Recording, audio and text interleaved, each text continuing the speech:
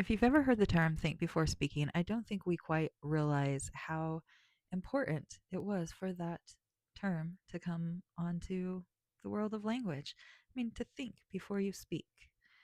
Usually, at least in this day and age, humans are so hyped up, so distracted, have so much information coming across their thing that listening skills usually aren't quite there. And then when someone is talking to us, we're usually thinking to respond immediately, which means we're not listening and we're not actually thinking before we're responding. The whole situation with meditation comes to our thoughts. And what are we thinking about? What's going through our mind all day?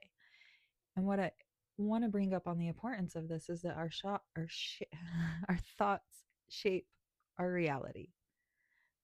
Our thoughts create our perceptions. However we view our life is how we view our life. That comes from our thoughts. Whatever you think about a certain something, the response is like, well, yeah, with that attitude, whether it's good or bad. You think you're going to win at something? Yeah, with that attitude, you probably will. You think you're going to fail at something? Yeah, with that attitude, you probably will. Good luck, bad luck. If you are someone that thinks that you have bad luck all the time, you're probably going to still continue to always have bad luck. And one of the first things that helped set my energy on a different path to become who I am today, which is amazing. Like, I have so many goals, and I know that whatever goal I decide to pick, I can achieve. Right now, my goal is be a good parent. So we're working on that, right? Finishing that goal first. But one of the first things that helped led me to the amazing life that I have is learning the value of the words that we use. And by paying attention to the words that we use, that like the next step is paying attention to the thoughts of where those words are coming from first. And a lot of the thought process of beginning to pay attention to our thoughts, yes, that can come in meditation, but it doesn't necessarily have to be in meditation. It's something that you can do every single moment of every single day.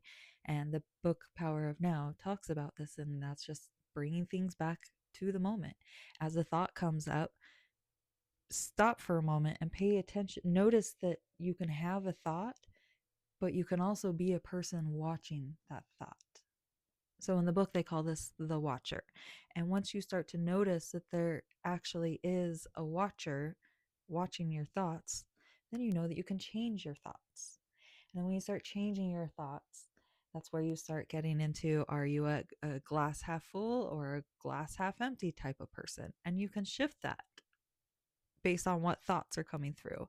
Like, first notice the thoughts, then see if you can address the thoughts, and then switch, flip them around. Either A, find the lesson as to why the thoughts are there, and B, or just like determine that they're complete nonsense, let them float away, and C, you can transmute them into something. Instead of being jealous about something, you can be like, oh, well, this is jealousy arising, and this jealousy is prompting me to recognize that I enjoy this quality in this person, and I would like to add that quality to my bucket of skills, right?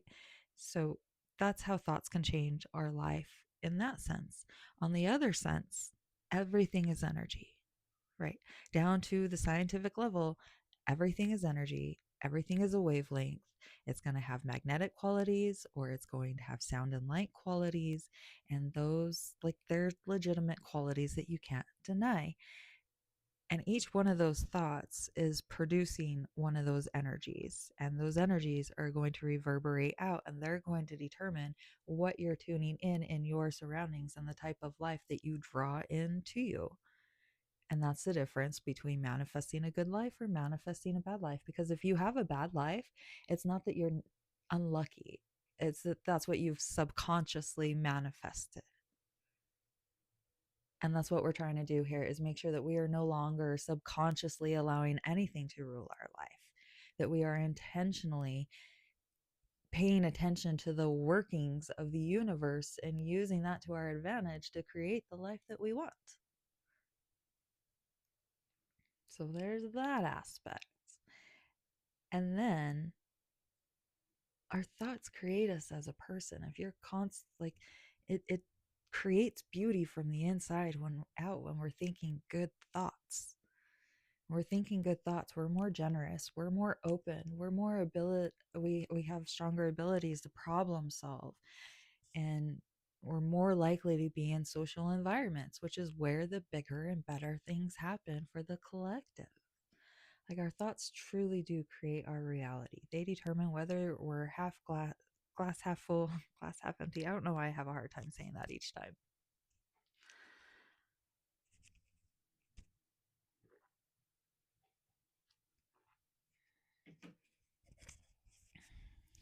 Our thoughts shape our perspective. I'm not sure if you've ever heard of the experiment about, I don't even know if I know how to pronounce it because I've more so read about it than I have heard it be spoken about. And that's the experiment of the Schroeder's cat. Anyways, there's this guy who's did an experiment with a cat in a box. And maybe it's just a story. Maybe not. I hope it's not a real experiment because you just don't know. And so the experiment is that there's this cat in the box and the cat goes quiet. Now, is the cat dead or is it alive and just quiet? And you'll never really know until you open the box. Unless, of course, like obviously you start not smelling something decomposed or something. But the point of it is you don't know until it's observed. And that's how reality works because nothing exists until it is observed. And that's why we have these black holes for eyes that are part of the projection of who and what we are in reality. Anyways, the results of whether that cat is dead or alive isn't going to be based, like, it's not until we open the box. But the situation as to whether the cat is alive happened in this point in time. But we're not going to figure it out until it's in this point in time. And then now, when it comes to our thoughts, like we think that whatever we think here is going to automatically determine this here in the future. And that's just not true. Like we think because, oh, this happened in the past, this is how this is going to happen today. But that's not true. Through your thoughts, you can change the quantum entanglement that happens in the in between. And if you're thinking a good thought versus a bad thought, then like that's going to affect what's here. I remember one situation specifically. I think I had a flat tire. And instead of freaking out about it, like I probably would have, I was just like, no, everything's going to be okay. And then, like, I don't know, everything's okay. Maybe that's not a very good example, but I have tested this and I have dozens of examples. And I guess if I'm going to be speaking and doing these things, I need to start gathering those examples up together for some great solid stories because this isn't woo woo stuff. This is the basis of how this universe works. And the science is there. If you were to use that as your hobby and go and look at it, yes, it's there. Am I going to share that science with you? Maybe eventually I'll add that to my task of links, but no, like I spend most all, if I'm not actively moving around doing something, or meditating, my free time is spent researching, and I'm not going to basically save my entire search history for the reference situation. Like, just know I have decades worth of research that, like, I've been waiting for the science to catch up. As science catches up, I'm like, oh, finally, you guys can explain it. Finally, you have the instruments to explain it because, like, the information is there. It's in the ether, it's in our information, it's part of our ancient history. Like, it's not hidden from us if you're listening to the thoughts. And the thoughts aren't actually yours. They're part of the ether. They're part of the consciousness. And whatever your dial is tuned in, that's kind of the part of paying attention to your thoughts. The more you pay attention, the more you can turn that dial to the thoughts that you like, the thoughts that bring you joy, the thoughts that help radiate out and create a better environment around you and the people around you. And that's like the subconscious level of, or just the very basic level of how your thoughts are going to create and shape your realities. If you're having crappy thoughts, you're going to be in a crappy mood and you're going to be putting that crap around other people. And no one likes crap thrown at their house, do they? No one likes to clean up crap that's not theirs. But if you have great perspective on things, and then that's what you're sharing with people, and maybe those people have something that they're going on, they're like, wow, she just turned that really crappy situation around, and if she can have that type of positive attitude while she's going through the muck, then like so can I, right? Like that's contagious. So your thoughts create and shape your reality. Also, I totally forgot to do my intro. I'm Deb, and I like to share my human experiences to help you gain confidence in your human experiences. This is a planet that is so magical and crazy, and we don't even understand.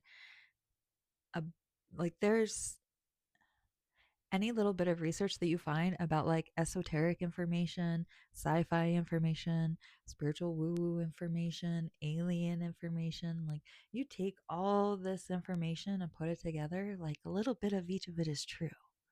This world that we live in is freaking crazy. And now we have the internet to share it with each other, even more so than needing to wait to meet each other in person. And I personally think that's amazing because we can just absorb so much more information. Like these black holes inside our little eyes love to do is just absorb.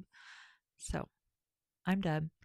Follow me for this weird self development journey and comment below how you feel. Subscribe for more because the right lesson is going to find you at the right moment, whether that's right when this video gets posted or 1 to 5 years from now.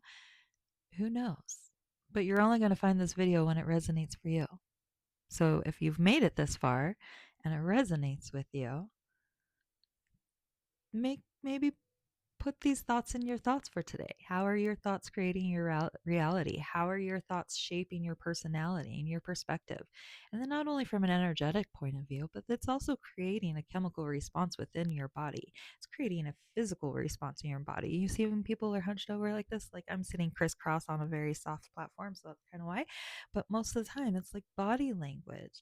You talk to a lot of the top CIA and FBI agents, and they're specialties are more so in body language and reading people because there's so much information that comes out subconsciously, and the only way and that's what you're projecting to the world, and we want to become aware of what we're projecting to the world because what we're projecting to the world is a reflection of how we're actually feeling inside, and that is the goal that we need to, that I feel we're here to decipher on earth. Seeing what's going inside, how much gunk can we remove so that we can shine our full, authentic light as much as possible while uplifting everyone around us at the same time. Not putting someone else down to make ourselves feel better, not needing to take from someone else to raise our bank account. We want to have the thoughts that whatever comes towards us, whatever we receive, is not putting another person out. We want to have great thoughts that we deserve to receive, that we deserve to be here, we deserve to take up space, and we deserve it to ourselves to pay attention to our thoughts and what's going through our mind all day. What's living rent free up here? What are you ruminating about in the past that doesn't need to be there? What baggage are you carrying around when you could be daydreaming and visualizing your future? Because your future is only going to be created through your imagination. If you never have a dream, if you never have a vision, you're going to be on default mode and you're going to be living someone else's life. It could even be an amazing life. I like to view myself kind of like a cat that's constantly shifting and quantum jumping. And so I have all these many lives. Like, it's not just like, oh, this relationship and this friend group. Like, it's literal quantum jumps where it's like, then I won't even see certain people for a decade because I'm not on the same energy wavelength. And we change those energy wavelengths through our thoughts. Our thoughts are amazing. The more you dive into it. Oh, are you creating your future? Or are you letting default mode create your future? Pay attention to your thoughts. Go grab the book Power of Now, or I believe Superhuman by Joe Dispenza. A lot of people love Joe Dispenza. I feel like by the time he came out, all the information was so on repeat already that I do kind of feel like he was just regurgitating it, but he did it in a great way that was able to make the message available to many people, and he does put his message on repeat, which is great for the brain to absorb information. And I love that he's able to provide that. So, yes, great book. I Power of Now by Eckhart Tolle. Those are some of my favorites. Quadrivarium is a lesser known book, but if you really want to start to understand the basis of energy from a scientific level, if you're one of those people that can't quite jump to the spiritual side until you see the scientific side, Quadrivarium is the book for you. It's amazing. Okay. So I'm going to wrap it up there. Your thoughts absolutely create your reality. They create your mood. They decide what your brain is picking out. If you ever thought of a certain car, like a bug or a color, and then all of a sudden you start seeing them everywhere, that's because your brain is linking up coherently with the wavelength of the energy of something else. And each little thought in your brain is changing those wavelengths for what you are perceiving in the projection that is Earth. So have fun with it. Make your task today to pay attention to your thoughts. Again, my name's Deb. Make sure to comment below, subscribe. We'll see you around. Cheers.